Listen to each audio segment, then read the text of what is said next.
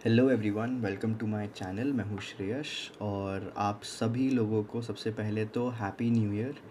नए साल की बहुत बहुत शुभकामनाएं आप सबको। होप आप सबके लिए ये साल बहुत अच्छा हो एंड मार्केट्स के लिए भी ये साल अच्छा हो, आप सब बहुत पैसे बनाएं इस साल। चलिए बात करते हैं हमारे स्टॉक्स की जो मैंने इस हफ़्ते ख़रीदे हैं या सेल किए हैं।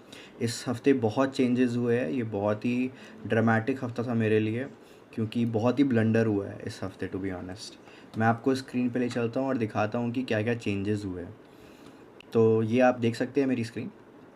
सबसे पहले तो इस हफ़्ते मेरा TCS का पोजीशन क्लोज़ हुआ। अब 3216 में मैंने इसको परचेज़ किया था एंड 3235 पे ही सेल करना पड़ा। ये नो प्रॉफिट नो लॉस जैसा सेल हुआ है।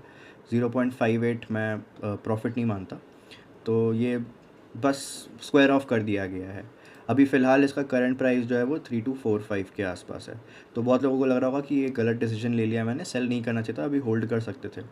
मे बी आप सही भी हो, बट अब द थिंग इज़ कि मैं एक सर्टन तरीके से पहले ट्रेड करता था जिसके वजह से मैंने बहुत लॉसेस देखे हैं।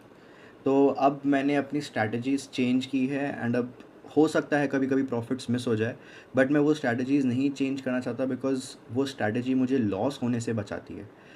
तो मेरा प्राइमरी मोटिव यही है कि प्रॉफिट हो, अच्छी बात है, लेकिन सबसे ज़्यादा प्रायोरिटी होगा मेरा कैपिटल प्रोटेक्ट करना।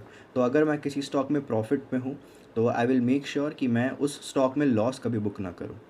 एंड अगर प्रॉफिट है तो वो बढ़े बढ़े मैं उसको ट्रेल करते रहूँगा, बट अगर सडन अचानक से नीचे की मूवमेंट आती है मैं निकल जाऊँगा उस स्टॉक से।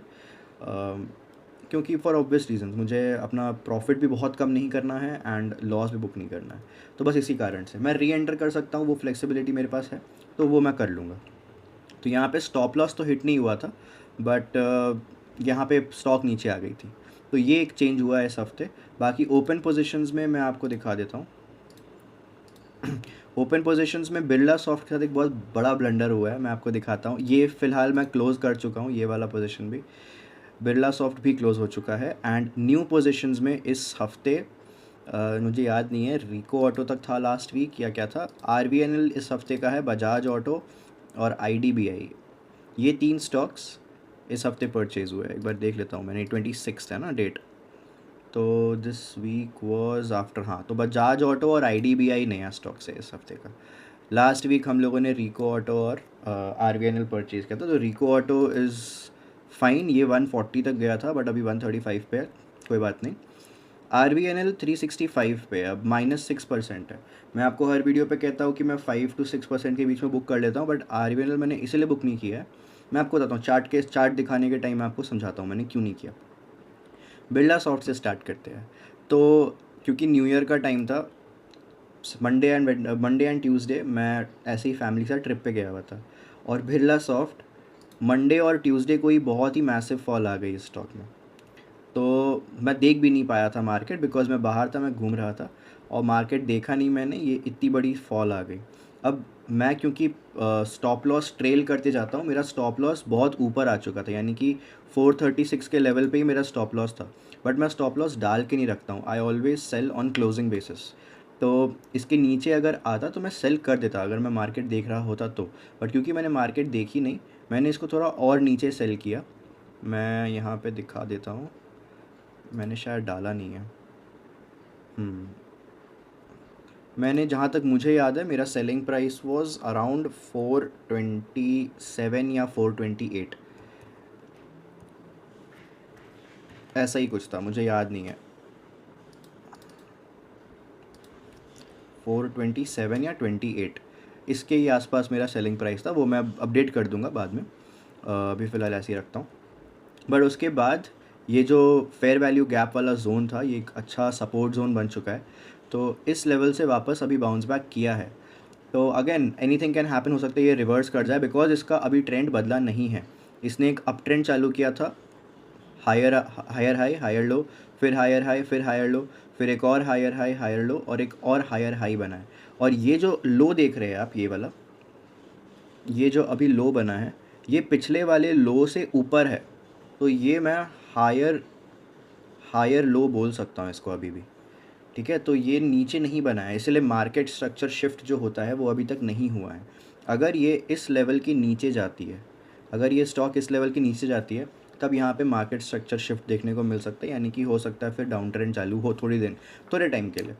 तो ये देखने वाली बात होगी यहाँ पे। अभी फ़िलहाल मैं स्टॉक से बाहर हूँ, बट अगेन री एंटर की फ्लेक्सिबिलिटी है मेरे पास। ये एक मेजर रेसिस्टेंस है इसका, ये वाला जोन इसका एक मेजर रेसिस्टेंस है। अब इस जोन के ऊपर एक बार ये गया है बट नहीं सस्टेन कर पाया, नीचे आ गया। अब वापस जब आएगा हो सकता है रुक रुक के फिर ऊपर जाए। तो let's wait and watch what happens. बात करते हैं अगले स्टॉक की। तो नैटको फार्मा में भी जितनी प्रॉफिट थी अभी डाउन हो गया है। नैटको फार्मा एकदम बाइंग प्राइस के पास आ गया है। Natco pharma is not doing as per my expectations. लेकिन जो देखने वाली चीज़ मुझे यहाँ पे दिख रही है, मतलब वर्थ नोटिसिंग, यहाँ पे एक बहुत ही beautiful cup with handle pattern बन रहा है। अगर ये proper cup with handle pattern complete होता है, आप देख सकते हैं ये हमारा कप है और ये हैंडल बनने का ट्राई करा रहा है। अगर ये हैंडल बनता है अच्छे से, एक हैंडल तो इस तरह से कंप्लीट हो गया, एक और हैंडल बनने की बात चल रही है। तो अगर ये हैंडल कंप्लीट होता है प्रॉपरली, तो फिर ये एक बहुत ही अच्छा पैटर्न क्रिएट कर देगा and we can expect good movement in this stock. तो इसलिए मेरा अभी तक स्टॉप लॉस हिट भी नहीं हुआ है, तो मैं इससे नहीं निकल रहा हूँ। बाकी again your call, your research, your take. मैं अभी इसमें बना हुआ हूँ, भले ही थोड़ा लंबा बैठना पड़ रहा है। मैं इतना लंबा नहीं बैठना प्रेफर करता हूँ for in stocks, dead stocks मुझे पसंद नहीं है। बट यहाँ पे एक पैटर्न दिख रहा है, इसीलिए मैं वेट कर रहा हूँ। अगर स्टॉप लॉस हिट होता है मैं निकल जाऊँगा। अनंत राज ने अभी रिसेंटली अच्छी मूवमेंट दिखाई है, ये 11% के प्रॉफिट में है फ़िलहाल। अनंत राज ने अभी लास्ट फ्राइडे को ही एक अच्छा मूवमेंट इसमें आया है एंड ये सही चल रहा है अभी, इसमें no problem in this stock. तो इसमें मैं अभी बस बना हुआ हूँ, मैं प्रॉफिट ट्रेल कर रहा हूँ। इस पॉइंट पे हो सकता है थोड़ा सा पॉज आए, 611 के करीब, 611 के करीब हो तो थोड़ा पॉज है, फिर मे बी फिर आगे कंटिन्यू करेगा ये स्टॉक। तो let's see what happens. Rico Auto भी अच्छा चला था लेकिन फिर उसके बाद गिर गया। एक बार रिको ऑटो देख लेते हैं। हाँ, रिको ऑटो 141 वाले लेवल के ऊपर तक गया, 141.53 के लेवल तक गया, फिर क्लोजिंग अच्छी नहीं बनाई, बट ये अप डाउन करते हुए स्टॉक जा रहा है। अभी निफ्टी ऑटो इंडेक्स बहुत ही स्ट्रॉन्ग है, तो निफ्टी ऑटो के बहुत सारे स्टॉक्स, अभी मैंने बजाज ऑटो भी ख़रीदा है, आप लोग देख सकते हैं। बजाज ऑटो में कमाल का पैटर्न बना है, बहुत ही कमाल का पैटर्न बना है। मैंने इसका एक शॉर्ट भी डाला था रिसेंटली, अगर आप लोगों ने चेकआउट नहीं किया हो, मैंने एक शॉर्ट्स भी अपलोड किया था। तो एक बहुत ही ब्यूटीफुल बेस ब्रेकआउट हुआ है एंड सेकंड अटेम्प्ट में बेस ब्रेकआउट हुआ है। तो इस बार एक और स्ट्रॉन्ग बेस ब्रेकआउट है। निफ्टी ऑटो इंडेक्स, पूरा ऑटो सेक्टर जो है वो अभी स्ट्रॉन्ग चल रहा है, तो हो सकता है कि ये स्टॉक में परफॉर्मेंस देखने को मिले। अच्छी कंपनी है बजाज ऑटो, आप सबको पता है, इट्स अ ग्लोबल कंपनी, बहुत सारे कंट्रीज़ में भी ये ऑपरेट करते हैं, तो ये अच्छी कंपनी है। यहाँ पे उतना रिस्क भी नहीं है to be honest, it's a profitable company. मैंने फंडामेंटल्स टू बी ऑनेस्ट बहुत अच्छे से इन डेप्थ चेक नहीं किया है, बट टेक्निकली अगर बात करूँ तो इसका चार्ट बहुत अच्छा बना हुआ है। एक बहुत ही मेजर रेसिस्टेंस को ब्रेकआउट दिया गया है 9162 के लेवल पे, अभी ये 9500 पे है। जो रीसेंट कैंडल बना है वो भी बुरा कैंडल नहीं है टू बी ऑनेस्ट, ये अच्छा कैंडल है, बहुत नीचे तक बिक गई थी, फिर towards the end buying pressure आने की वजह से ऊपर जाके ही कैंडल क्लोज हुई है, तो ये एक अच्छा कैंडल है। लेट्स सी कि नेक्स्ट वीक क्या लेकर आता है इस स्टॉक के लिए। तो रिको ऑटो और बजाज ऑटो मैंने दोनों देख लिया एक साथ। रिको ऑटो में भी कुछ अभी प्रॉब्लम मुझे नहीं लग रही है, क्योंकि ये 125 के ऊपर है, ये 125 इसका एक मेजर रेसिस्टेंस था। मैंने इसमें 130 पे एंटर किया था, तो अब लेट्स वेट एंड वॉच कि क्या होता है।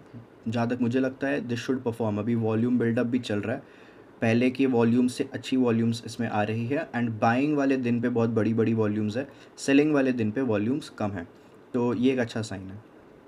बात करें अब नेक्स्ट स्टॉक की हमारे, तो RVNL, यस RVNL मैंने आपको कहा कि मैं ये फ़िलहाल अभी भी लॉस में है, मैंने बहुत ऊपर ख़रीद लिया था, बट स्टिल मैं इसको सेल इसलिए नहीं कर रहा हूँ बिकॉज़ मैंने जब ये स्टॉक डिस्कस किया था, मैंने ये शॉर्ट्स में अपलोड किया था और मैंने ये चीज़ कहा भी था कि इसने अपना डाउन ट्रेंड ब्रेकआउट दिया है, एज़ वेल एज़ एक 365 के लेवल पे एक ब्रेकआउट दिया है, जो कि मार्केट स्ट्रक्चर शिफ्ट भी है।